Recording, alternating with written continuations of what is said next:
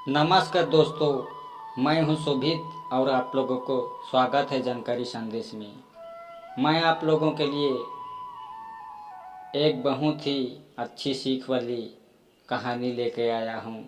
अर्जुन श्री कृष्ण पांडवों के एक कहानी, जिससे आप लोगों को समझने में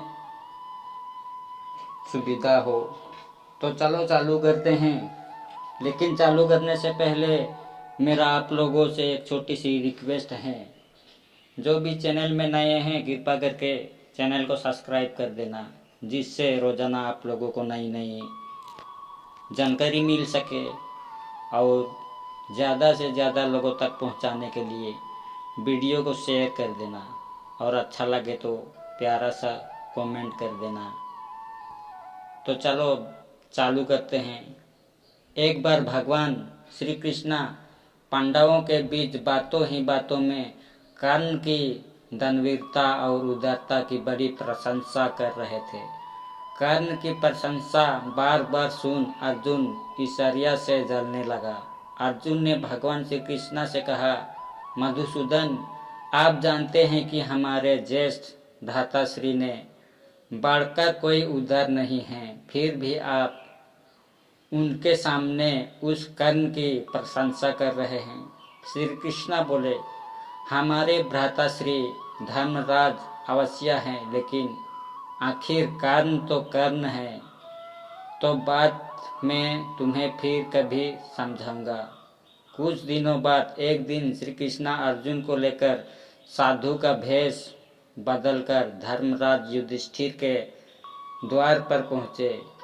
उन्होंने धर्मराज से कहा कि हमें यज्ञ हवन आदि करने के लिए एक मन चंदन की सूखी लकड़ियाँ चाहिए। महाराज युधिष्ठिर ने साधुओं का स्वागत सत्कार किया और अतिथि गृह में प्रतीक्षा के लिए बिठा दिया। वर्षा काल था, अतः सभी जगह की लकड़ियां गीली हो चुकी थी। फिर भी महाराज युधिष्ठिर ने नगर में अपने सेवक भेजे तथा लकड़ियों की व्यवस्था करने की कोशिश की। सेवक सभी जगह भटक कर आ गए, किंतु एक मन चंदन की लकड़ियां नहीं जुटा सके। और मिल भी कैसे सकती थी, जितनी थोड़ी लकड़ियां वो जुटा सके थे। उन्हें लेकर महाराज युधिष्ठिर साधुओं के भेष में आए।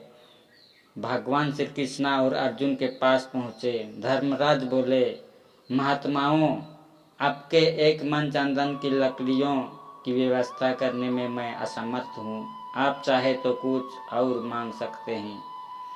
इस पर साधु के भेष में खड़े श्री कृष्ण बोले, चंदन नहीं मिल सकता तो कोई बात नहीं, हम कहीं और से व्यवस्था कर लेंगे। प्रणाम। ऐसी ही अनेक पोस्ट पढ़ने के लिए हमारे यूट्यूब पेज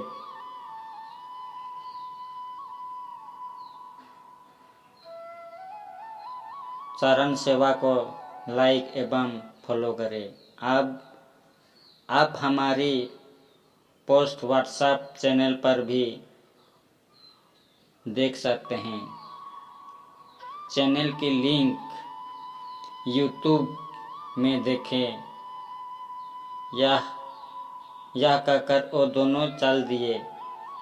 यहाँ से सीधा वह दोनों कर्ण के द्वार पर पहुँचे। वहाँ भी उन्होंने एक मन लकड़ी की चंदन की लकड़ियों की मांग की। कर्ण ने दोनों साधुओं का स्वागत सत्कार किया और बोले, आज तो चंदन की लकड़ियाँ मिलना संभव नहीं है।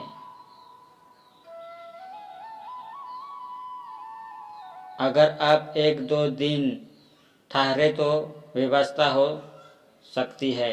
इस पर साधु के भेष में श्री कृष्ण बोले, नहीं, हमें वर्षा काल में ही यज्ञ करना है, अतः आज ही चाहिए। दे सको तो ठीक, अन्यथा हम कहीं और से व्यवस्था कर लेंगे। कर्ण बोला, अगर ऐसी बात है तो ठीक है, आपके लकड़ियों की व्यवस्था अभी किए देता हूँ। इतना कहकर कर्ण ने अपना धनुष और बाण उठाया और अपने महल के किवाड़, पलंग और जो भी चंदन था सब तोड़ डाला और बोला, यह लीजिए, आपकी व्यवस्था हो गई। श्री कृष्ण बोले, लेकिन तुमने हमारे याग के लिए इतनी कीमती चीज़ों को क्यों तोड़ दिया? कर्ण बोला, ये चीज़ें तो फिर बनाई जा सकती है, लेकिन आप मेरे द्वारे फिर नहीं आएंगे। मैं अपने द्वार पर आए अतिथि को खाली हाथ नहीं भेज सकता। यह सुनकर भगवान श्री कृष्ण ने कर्ण को आशीर्वाद दिया और वहाँ से चल दिए। अब भगवान श्री कृष्ण अर्जुन से बोले, देखा अर्जुन, महाराज युधिष्ठिर के राजमहल में भी चंदन की वस्तुएं हैं, किंतु उन्हें उनका कोई ख्याल नहीं आया। लेकिन कर्ण ने सूखी लकड़ियाँ मांगने पर बिना कोई परवाह किए अपनी सभी कीमती वस्तुएं तोड़कर दे दी।